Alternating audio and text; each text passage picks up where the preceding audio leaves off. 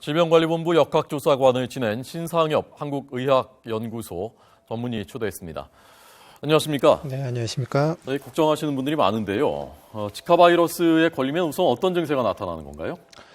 이 지카 바이러스는 이제 그 댕기열로 알려져 있는 댕기 바이러스와 유사한 바이러스 계통이고요. 실제 증상도 비슷합니다. 그래서 발열, 두통, 근육통 같은 이제 전신 증상과 그 피부 발진 같은 걸 이제 주로 동반하게 됩니다. 예. 그러면 감염되면은 얼마 있다가 이 증세가 나타납니까? 이제 보통은 이제 10명 중에 7, 8명은 감염 후에 증상이 없이 무증상자로 지내다가 회복을 하고요. 예. 증상이 나타나는 경우에 있어서 잠복기는 한 2일에서 12일, 그 2주 이내로 알려져 있습니다. 2일에서 10일 정도요.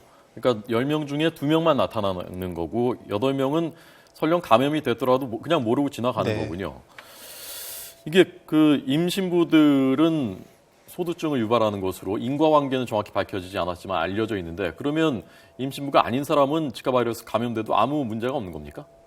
말씀드렸듯이 이제 뭐 두통, 근육통, 전신 발진 이런 증상들이 나타났을 때 그 증상이 나타난 사람 같은 경우에도 보통 일주일 이내에 본인의 면역만 가지고도 완벽히 회복을 합니다.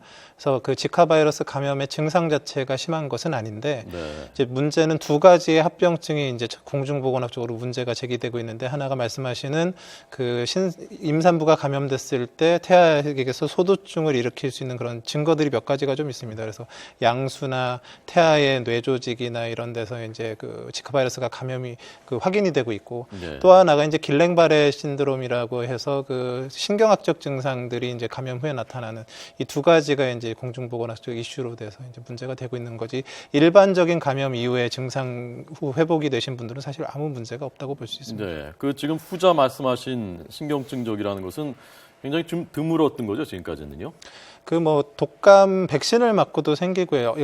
어떤 이런 바이러스 감염이나 백신 접종 이후에 이제 신경 증상을 나타내는 건데요. 길랭바레 증후군이라는 것은.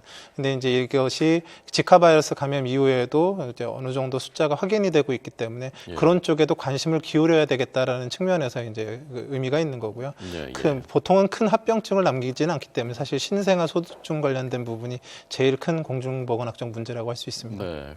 그럼 지금 이분은 40대 남성인데 대체로 남성들이나 임신부가 아닌 여성들은 걸려도 큰 문제, 별다른 문제는 일단 없는 걸로 보면 되는 겁니까?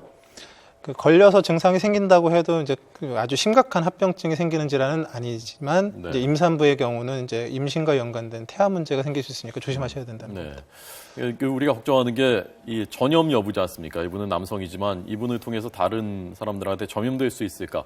어떻게 전염이 되고 전염성이 어느 정도 높습니까?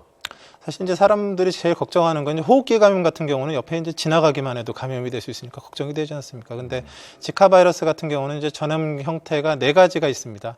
이제 가장 중요한 거는 이제 이집트 순모기나 흰줄 순모기를 통한 이제 모기 매개로 이제 물려서 감염이 되는 게 이제 가장 보편적이고 네. 그다음에 이제 수혈 통해서 이제 감염이 되는 경우가 있었고 그다음 그 아까 말씀드린 신생아 그러니까 모체에서 신생아를 통한 이제 수직 감염이라고 부르는데 이제 그런 감염 경우가 있고 지금 마지막으로 이제 최근에 이슈가 되고 있는 게 이제 성접촉을 통한 그런 감염도 이제 있을 수 있는 것으로 돼 있어서 이 4가지 경로에 대해서 다 이제 저희가 점검을 하고 있습니다.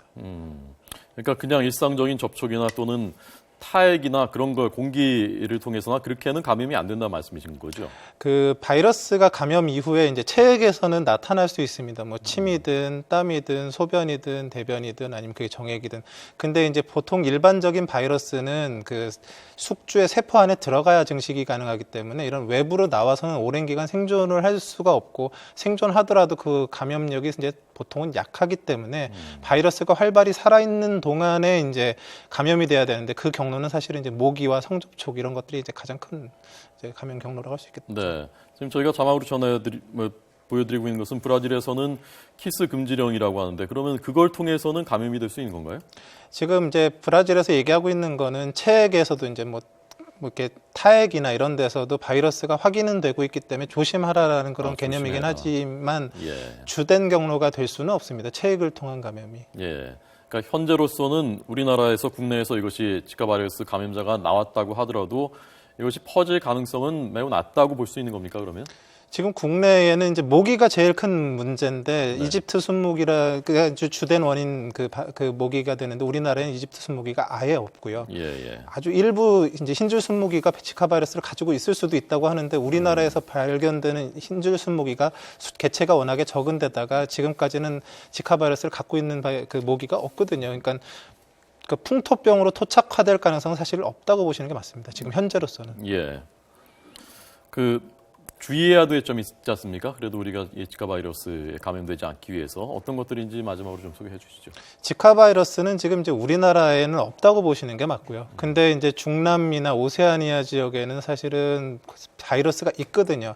근데 그 바이러스를 이제 저희가 여행을 갔을 때 이제 두 가지 경로가 이제 크게 문제가 될 거라고 생각합니다. 이제 모기한테 물리지 않는 게 이제 가장 중요할 것 같고요. 예, 예. 말씀드렸지만 지카 바이러스의 상당수는 증상이 없습니다. 근데 이제 불필요한 현지인과의 성접촉 이런 걸 통해서도 사실 들어올 수 있기 때문에 그런 것들은 좀 조심을 하시는 게 좋겠고 그런 이제 방문 이후에 이게 상당수는 체액에서도 이제 균이 그 바이러스가 생존할 수 있기 때문에 지금 이제 질병관리본부나 이런 쪽에서는 최소한 2달 정도는 이제 그 피임도 하고 여러 가지로 이제 조심을 해줄 것을 이제 당부를 하고 있습니다. 예.